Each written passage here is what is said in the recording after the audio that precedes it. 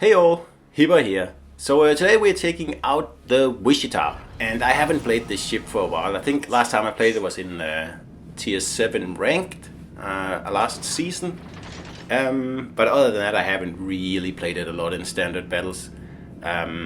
One, because I think it's a little bit of a silly ship now, especially with Beepley as a commander, where you can get the range finder or the destroyer finder, whatever you want to call it. It just makes this ship pretty powerful, and as I'm sure we all know, it's also a very hard ship to citadel, and it bow tanks really well. It's super agile. It's it's fast. It has I've brought it down to 1.3 seconds. It has fast reload, great HE, average, above average AP. And of course it has a radar, and it has heals, and really this ship here shouldn't have heals in my opinion. I think it makes it a little bit too powerful. I think without heals it would be a little bit more fair, but what can you do? With this build here, the agile build that I'm running with Beepley, you get 3 heals and 3 sonars, so I'm not gonna complain. So there's lots of battleships on this map here and only one destroyer. So I am steaming full speed towards the cap, because my plan is to take it before any battleship gets in, to be able to cap it before me. And then just, kite away and burn them down while they try to retake the cap. And Wichita does that amazingly well. Of course the key is to get the cap first. And as you can see here, I don't have any help. I have a cruiser and a battleship hiding behind that island there, and I hate that island because it's just a potato magnet. That's the one I'm talking about there. If you sit behind that island for any length of time, this cap here will be lost, because you're leaving whoever is trying to take it. It could be a destroyer, or in this case me, because we don't have a destroyer on this flank. Pretty much leaving them to fend for themselves, and it gets annoying in the long run. That's why I'm not a big fan of this map here. I used to like it in the beginning, but with good players it's a fun map, but with not so good players it's probably one of the worst maps in the game. So I've taken the cap now, and that means all we have to do is defend this cap. And as you can see, the Bismarck and the Iowa over here, they are desperately trying to tell the cruiser and the battleship not to push forward now. And that makes sense, because we have the cap. There is no need to put yourself in any unnecessary danger. Instead, just find a good defensive spot and defend the cap. And usually that's an easy path to victory. So I am also exiting the cap now, because it's getting pushed by pretty much everyone on this flank here. And if I stay in there, I'm just going to be caught in the crossfire sooner or later. And of course this German Tier 6 here has torpedoes, and I don't want to be within 6 kilometers of him. So with the cap taken, it's not really a problem to leave it behind, because it's going to be exceedingly difficult to retake this cap here without destroyers on this flank here, because all we have to do now is just reset these guys here when they try to cap, and that's it. So 1, you're resetting the cap, 2, you're dealing damage to the enemies, and I mean that's a double whammy right there. And chasing a Wichita in this situation here is just a waste of time, which this guy here knows. He's trying to get into to cover, but we'll just reset him again.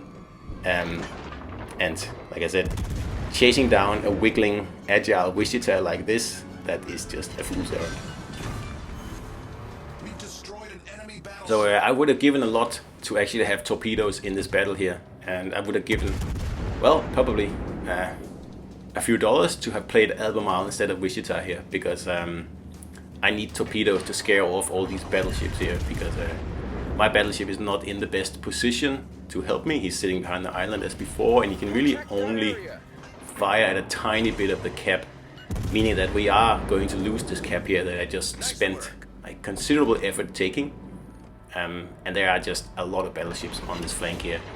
Not really anyone on the other flank, and yet we still haven't taken that cap. So, but that's a normal occurrence in this game here.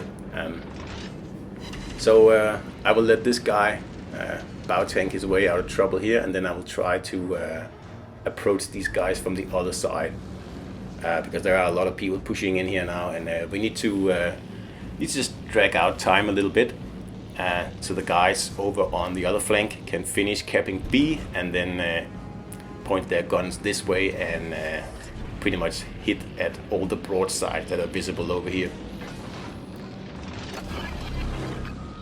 So we've lost the cruiser on this flank here, and I'm just taking a shot at the Fletcher here to scare him away. And I'm not expecting miracles out of Mr. Battleship here to my right now. So I am going to start kiting away from this cap here, because there are quite a bit of battleships in here, and there's really no point in getting closer, because I don't have any torpedoes.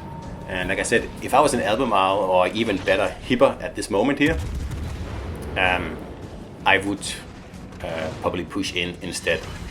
But in Wichita, it's like, you might as well just do this and drag time out, because I just need my blue friends over on the other flank to come help me. Because like I said before, I don't think that battleship is going to last long. And with 3 guys shooting only at me, you'd think that the battleship would have ample time to set up some nice, crossfires. But as you can see, he's pretty much sitting on top of me instead of moving forward and hitting these guys from the side, which would be the play in this situation here. So, like I said, I just don't want to die. So I'm just going to stay alive the longest I can, and I don't have to reset the cap anymore, because they already took it. Which is also quite amazing, actually. And there was a wonderful salvo there that did a lot.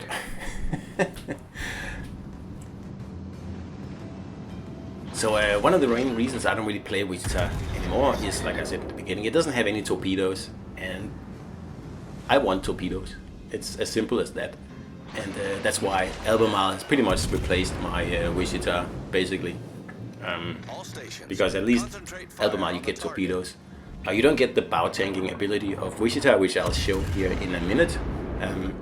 But you get so much other stuff that I don't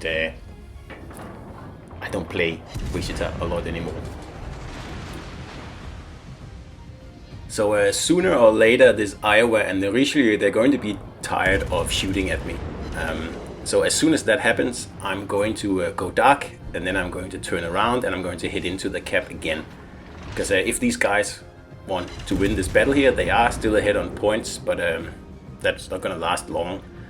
And you can see the Iowa is already starting to move towards A and B. So that's why I'll go dark now, and you can see the Richelieu is going to join him. So we don't want the 2 of those heading across the map and being able to wreak all kinds of havoc on like the blue ships over there. So I'm just going to turn around, and then I'm going to be really annoying to these guys here, and hopefully make one of them stick around here to try to take me on. And that way I'm going to divide these 2 battleships here, and they're going to be a lot weaker then. And that's pretty much the plan here.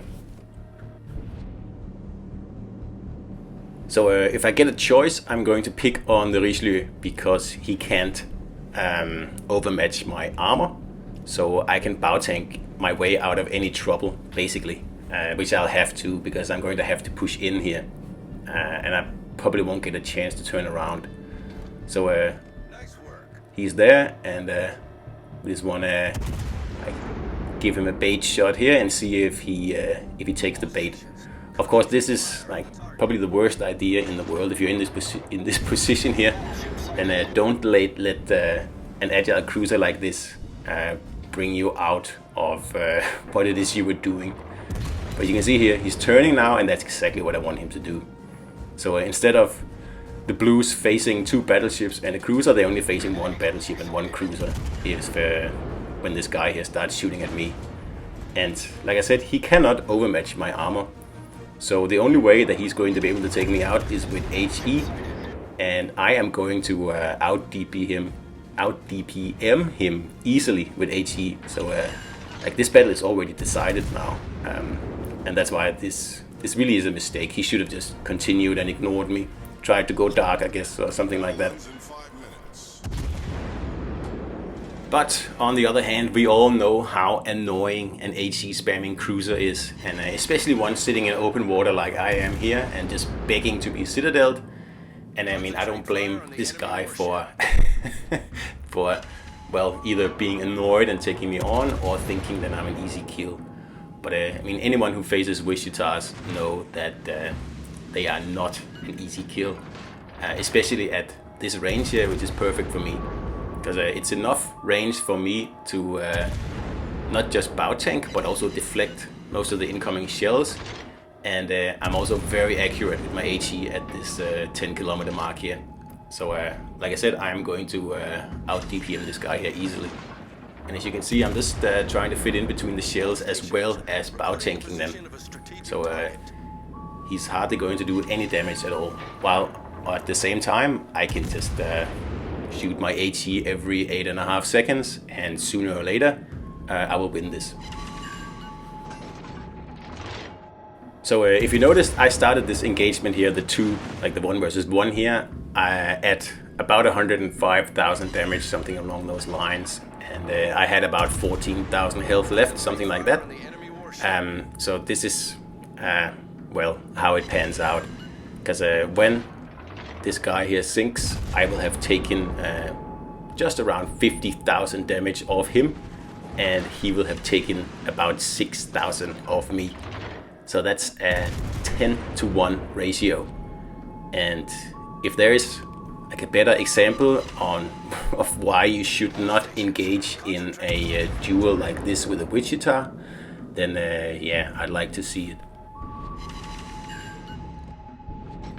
So in the meantime, the other guys have taken care of the Iowa, and that leaves just this Richelieu here and the Cleveland left on the red team.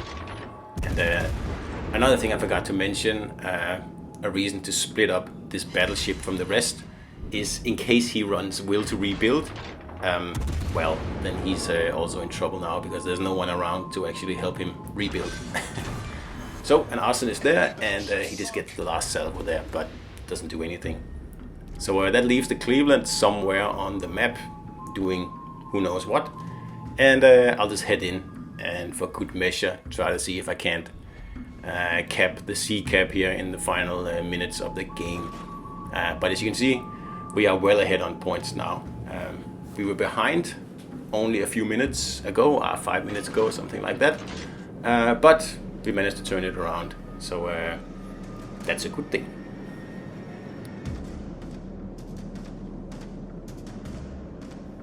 So Wichita is definitely more fun to play than Baltimore. In my personal opinion, that's my personal opinion, I think Baltimore is one of the most boring cruisers you can possibly play. It's like a small battleship, really. Yeah, playing Baltimore is like taking a nap, really. At least Wichita, you can make that very, very agile, so you can you know, like do a bit of trolling the enemy battleships and you know, pull off some crazy stunts and maneuvers and stuff that you can't really do in Baltimore, because it's just slow and yeah, it's just boring. So not that Wichita is that much better, but at least it's more fun. The real fun, though, it doesn't start until you start playing Otago, Albemarle, Hipper, Exeter, Edinburgh, all the more like multi-dimensional cruisers that just have a lot more tools and that you can pull off a lot more like amazing stunts in, basically. And Wichita is not as one-dimensional as Baltimore, but it is still a ship with, you know, a few things that it does really well. Like in the beginning here, getting in, taking the cap, very easy. Holding the cap is a little bit more difficult when you're facing battleships and you have no torpedoes. So in that case, Hipper, Albemarle, Edinburgh, any one of those would do better. But of course, Wichita is a very strong ship because it is so agile. So that was a Wichita battle for you guys, and I know it's been a while since I played this ship, but like I said, I haven't really touched it for a while. So I hope you enjoyed it, and I'll see you out there.